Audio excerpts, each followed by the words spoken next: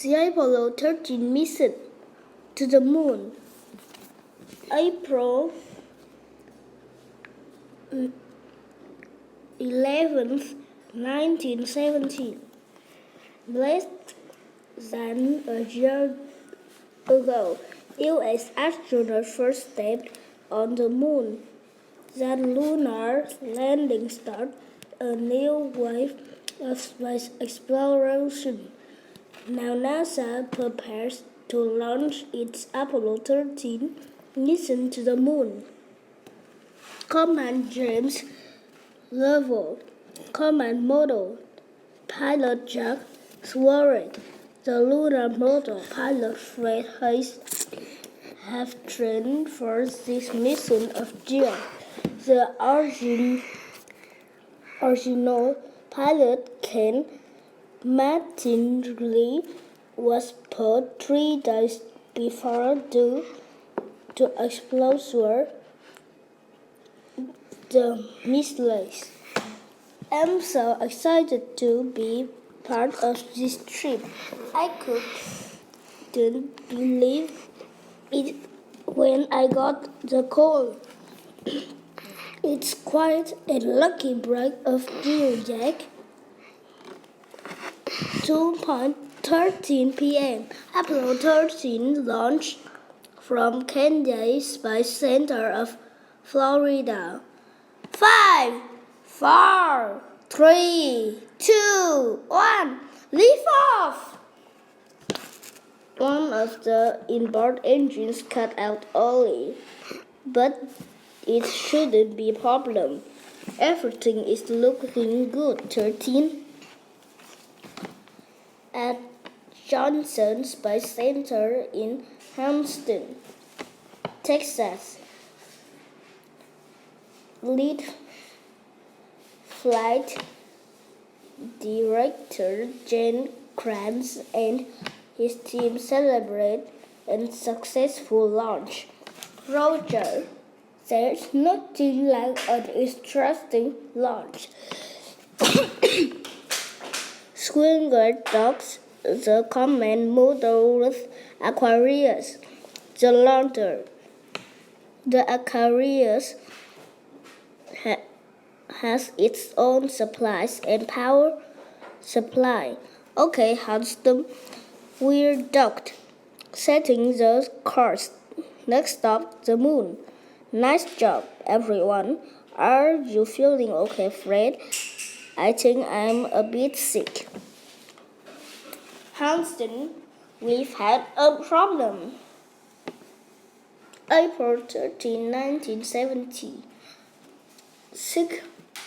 56 hours after launch, the astronauts are about a day away from the moon. Mission Control asked Swigert to turn the oxygen tank fans on the service module. This is normal procedure, but a wire has a short circuit. It sets off an explosion. What was that? The oxygen pressure is dropping, so is our power. Houston, we had a problem.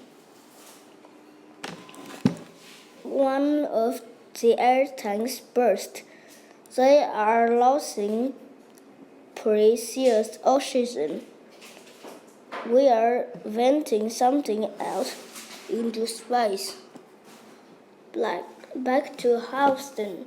Mission Control scrambles to figure out what went wrong. What exactly happened? Their oxygen is venting into space. They must shut down and fill fuel cells to stop the leak. If they do, they won't be able to land on the moon. If they don't, they never make it home. Houston, say again. Do you want us to close off the fuel cells? Roger, that the mission now is to get you guys home safely. We have 15 minutes of life support in here. Set everything down to save power. Get everything into the lander. Danger voltage. April 14th, 1970. The spacecraft approaches the moon. It will slingshot around the moon and return on a course to Earth. It's beautiful. All that training, we so close. Let's just worry about getting home. Back to Houston, Krantz and his team struggle to deal with new problem. There isn't enough power to get them home, or enough water, maybe not even enough oxygen. And who knows if the command module will power back up. We all know the problems. We need to find the solution. Mission Control says to save power, shut everything down that we can. It's going to get awfully cold in here. Sir, something has pushed the ship, of course. So we need fire to get engines to burn. But the student's computer is shut down. There's no way to know which direction the ship is pointing. With no guidance, the crew has to steer by sight alone.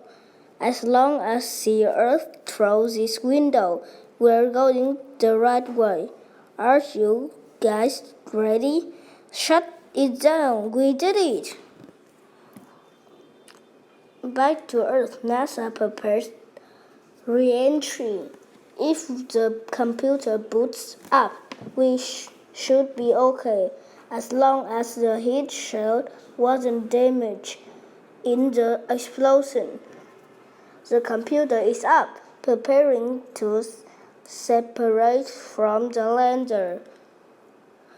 There's one whole side of the spacecraft missing. Man, that's unreliable. Let's hope the heat shield is okay. The command module lander from the module separates from the lander. The crew must return to Earth alone. Re-entry. We're set for re-entry. Alright, 13. Your radio will be out for 3 or 4 minutes. Next time we talk, you'll be in the Pacific Ocean. April 17th, 1970. Almost 143 hours after launch, the astronauts re-enter Earth's atmosphere. No matter what happens, it's been an honor. Stay positive. Just a few minutes until fresh air. They have re-entered. Now all we can do is wait. The U.S. Navy ship USS Iwo waits for the astronaut, its crew, and seals watches the sky. The expressed radio blackout period ends, but the radio remains silent. It shouldn't take this long. After almost 6 minutes, the Apollo crew finally answered. The heat shields held and the parachute safely opened. The astronauts are exhausted and dehydrated, but they are alive. What could have been one of NASA's worst disasters instead turns into one of its greatest triumphs. Thank you for listening.